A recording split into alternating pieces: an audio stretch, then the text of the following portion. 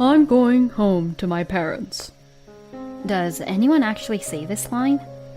Until a short while ago, I thought so too. But I have already put up with enough to make these words sound like they're not enough. As I was packing up my belongings and leaving the house, my husband said, Hey, you are a stupid woman to the end. You forgot these important divorce papers. If you ever come near this house again, I won't hesitate to call the police. With these infuriating words, my husband half forcefully kicked me out of the house. After looking at the door, which had been shut vigorously for a while, "This is the end of his life, isn't it?" I muttered to myself and walked out lightly. My name is Kimmy, a 33-year-old office worker. I have been married for 3 years to my husband Dylan, whom I met through a friend. By the way, we don't have children yet, so we're renting, and whenever our schedules match, we take a vacation and go away a little. I was happy enough with such a life.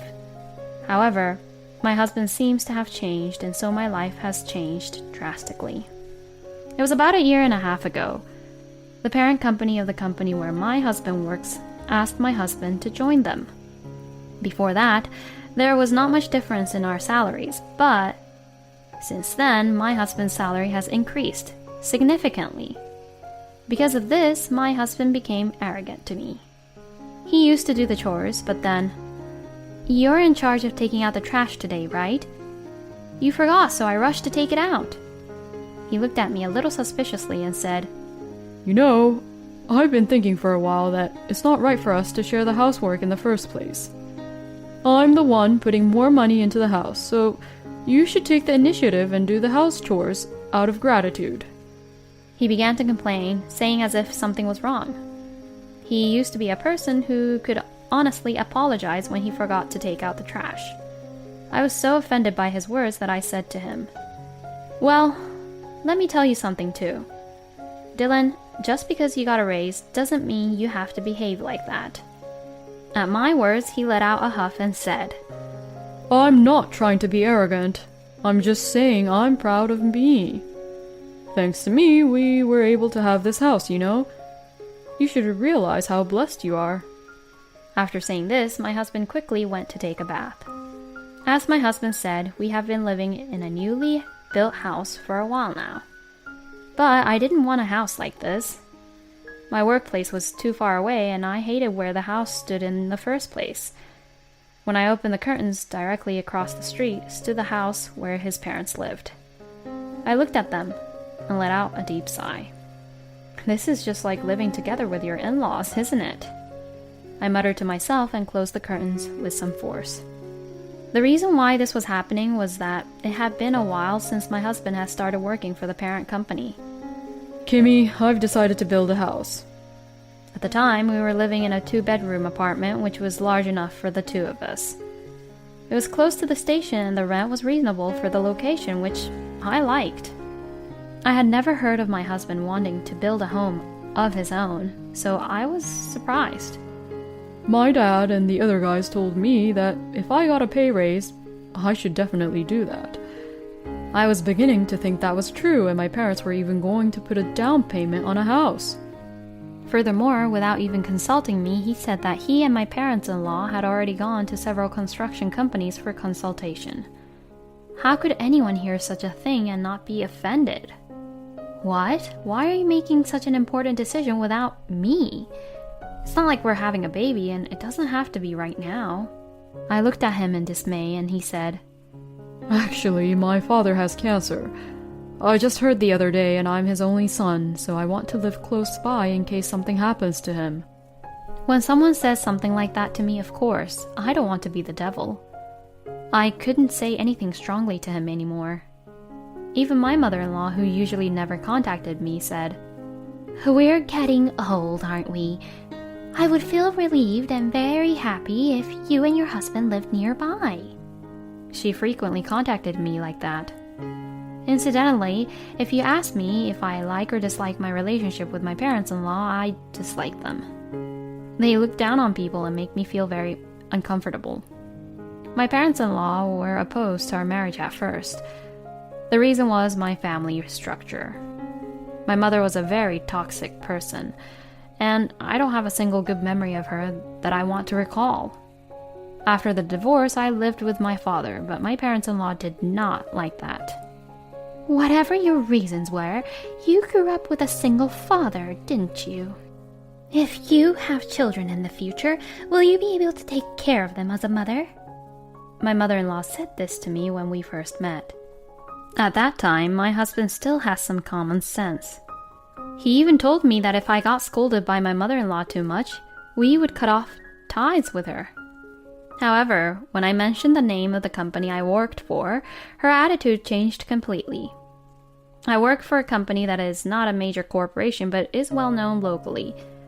Perhaps because of this, I was paid about the same salary as my husband. I was quite disgusted by this attitude of my parents-in-law.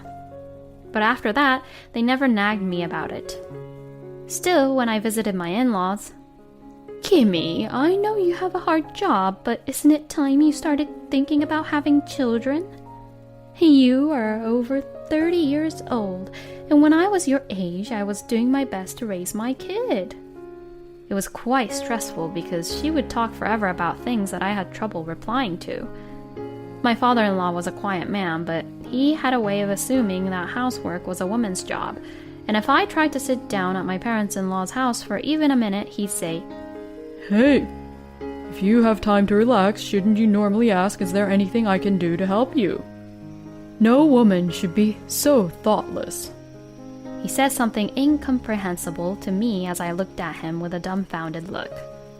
There was no way I could get along with my parents-in-law like that, and of course, they continued to oppose the construction of the house. However, one thing led to another, and I decided to agree to the house. Of course, my husband and parents-in-law were delighted. And when the house was completed, my in-laws visited the house unannounced, as I had expected. It's nice to have a new house after all. It looks like you won't be using the rooms for the kids, so maybe we should sell the old house and make room for us. I listened with a wry smile to this nonsense. The wives in the neighborhood like to stand around and talk, and every morning when I go to work, a few of them get together for a little meeting. They greet me with smiles, but soon I could hear them whispering behind me.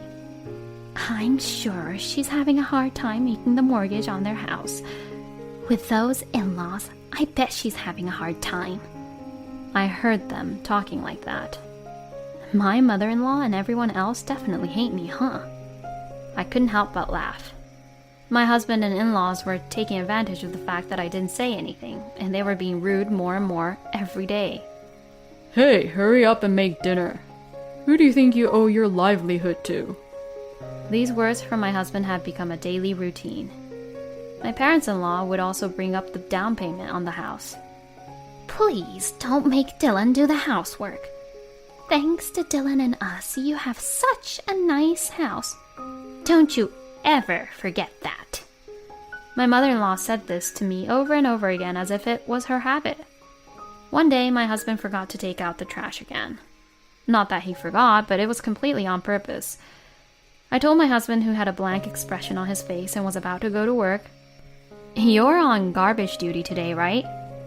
I called out to him, but my husband threw a shoehorn at me with a great force.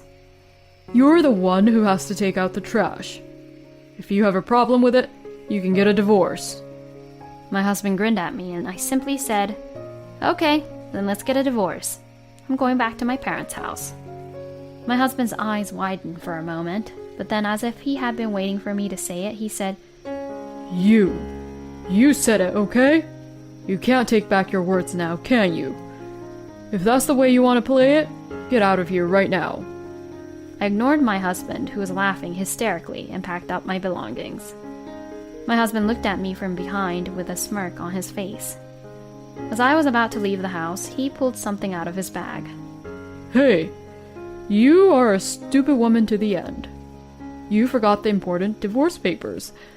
If you come near this house from now on, I won't hesitate to call the police. With a triumphant look on his face, he handed me the signed divorce papers. Wow, you are very well prepared. And you look so happy. It's as if you've been waiting for this moment for a long time. My husband's words made me frown a little, and he half forcefully kicked me out of the house. The door slammed shut behind him, and I looked at it for a moment. This is the end of his life, huh? I muttered to myself and walked out lightly. It was about a month later, I returned to my parents' house and spent peaceful time with my father. One holiday morning, however, the intercom rang. I checked the monitor. "Dad, they're here." At my words, my father strode to the front door. What do they want? So it's Dylan and his father and mother. Please come in. We don't want to stand around talking.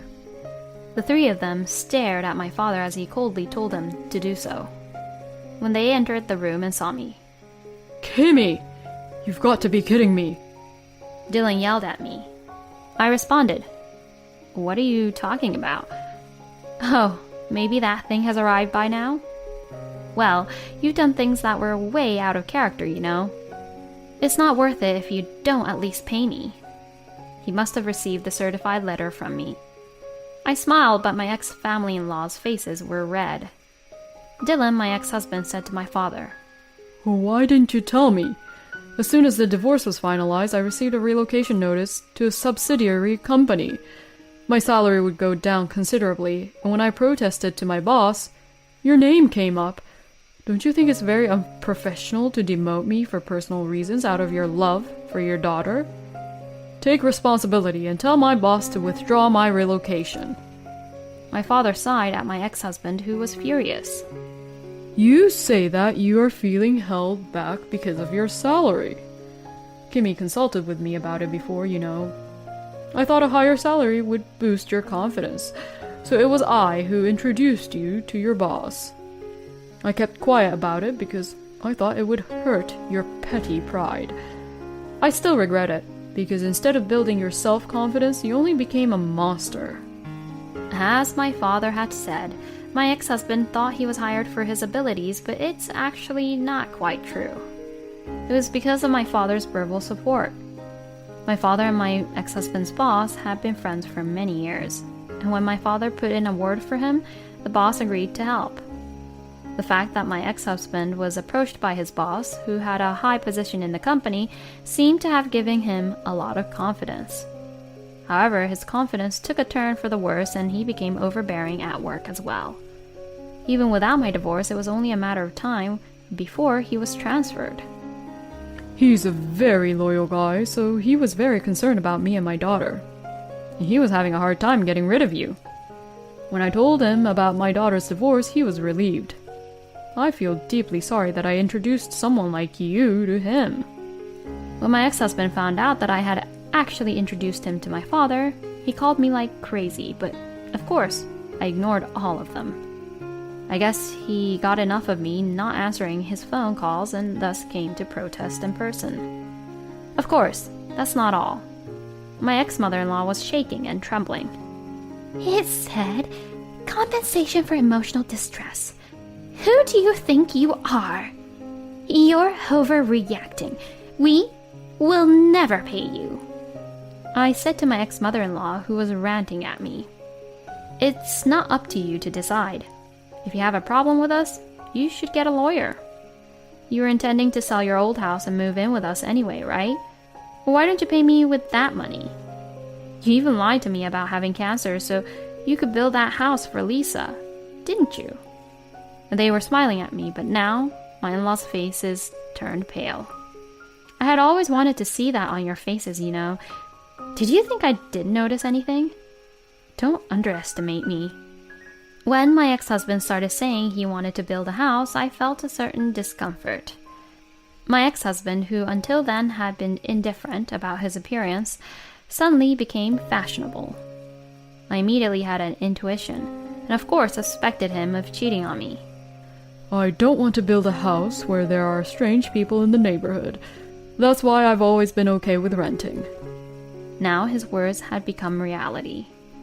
Suddenly he started saying he wanted to build a house despite not wanting to previously. It's like he's asking me to doubt him. Around the same time, I started getting likes on my social media account from a woman I didn't know. This woman, she only likes the pictures with Dylan in them. Feeling creeped out, I peeked into that person's social media account. I found that it was filled with photos of her with someone who appeared to be her boyfriend, although his back was turned to the camera. But no matter how I looked at them, the other person was my ex-husband. She wrote things like, "I hope he leaves his wife soon. He was going to build a house for me," and all sorts of stuff that she fantasized about. The fact that she approached me suggests that she deliberately wanted to show me her social media account. I decided to fight looking at the social media account of this rather provocative woman named Lisa. "I heard you got remarried. Congratulations." "Oh, I see you're not with Lisa today, are you? Maybe she ran away." Even though she was the one who started the fight with me. But it's no use running away. I did some research and it turns out that Lisa, the woman with whom he had an affair, is a childhood friend of my ex-husband's. And she seems to be very close to my ex-mother-in-law, who had wanted her to marry my ex-husband for a long time. When Lisa, the cheating partner, quit her job and came back to her hometown, the two of them met up again for the first time in a long time. Lisa seemed quite taken with my ex-husband when she found out where he worked, and it turned out that she had been aggressively approaching him even though she knew he was married. It seems that Lisa was actually my ex-husband's first love, and the two of them quickly got in an affair. At that time, she still had her parents, and my ex-husband thought about quitting many times. He couldn't handle his problems, so what did he do? He talked to his parents, and his mother said, "It's easy. Divorce Kimmy and marry Lisa. Of course, I'm against such a workaholic woman. She's not even pretty. But you're thinking that if she finds out, you'll have to pay alimony and all that, won't you? So, in that case..." The result of their discussion was a plan to treat me excessively harshly and kick me out of the house. Can't believe that she was crazy enough to cooperate with her son instead of scolding him. I laughed at him because he seemed to really think that if I left the house voluntarily, alimony would be irrelevant. It was the cheater who wanted the house, and it was my former in-laws who advised him that the loan would surely be easier to pass during his marital relationship with me. Because if I kept living with them, they could always pick on me to get rid of me. I kept the recording of their outbursts in order to get a favorable divorce, which turned to be quite a lot. When it was time to get the divorce out of the way, I was told to leave, so I just left. I couldn't tell Lisa that I might be transferred, so I registered without telling her. But then she found out somehow, and so... Come on! Help me out. The mortgage, the alimony. There's no way I can pay them on my own salary. My ex-husband started crying pitifully. I looked at him with cold eyes. "What are you talking about? We are strangers now." I was quite hurt, and you said a lot of terrible words to me. I still cry when I listen to the recording. Please pay me the alimony. Of course, I won't reduce it. As I stared at the three of them, my ex-mother-in-law said to me, "Don't you have any humanity in you at all? Dylan is apologizing to you and you act like a big shot. That's why I didn't want him to be married to a woman who was raised by a single father." At this, I got furious. You think you can just say whatever you want? My father would force himself to go to work, even when he wasn't feeling well, and yet he always smiled so that I wouldn't worry. You don't know anything. I was so frustrated that tears involuntarily welled up in my eyes. As I cried, my father gently placed his hand on my shoulder. Kimmy, you don't have to cry for these people. Your future is bright. In comparison, what awaits these people is a path of destruction. Are we done? We and you guys are strangers. If you make any more noise, I will call the police. My ex-father-in-law stood up vigorously, as if he didn't want to go to the police. Don't make such a big deal about the police. We'll leave you now. He called out to them, saying, "Come on, let's go," and left as if they were running away from something. "Excuse us," he said, "but they were the ones who came here out of the blue. What the heck was he saying? They were crazy until the end, huh?" My father laughed when he said that. Later, I ran into one of the nosy neighbors again. I had a chance to ask them what they were up to. She told me that my ex-husband and ex-parents-in-laws still live in that new house. Eventually, my ex-husband was transferred. To pay off the mortgage and to make ends meet, even with my ex-parents-in-law's pension, they seemed to be struggling. And to my surprise, my ex-parents-in-law also started working. The house was built for Lisa, but she is not there. It seems that she gave up on my ex-husband early after that and left quickly, leaving the divorce papers behind. She explained to her parents that after Dylan's divorce from me, she developed a romantic relationship with Dylan, who was heartbroken while spending time with him. I had sent a content-certified letter to Lisa's parents as well, so everything came to light and her angry parents disowned her. I shuddered to think of the community of wives in the neighborhood who knew so much. Lisa, through her lawyer, brazenly demanded a reduction in the rent, but there was no way I would comply. I glanced at Lisa's social media account. All the photos had been erased except for a pitch-black picture.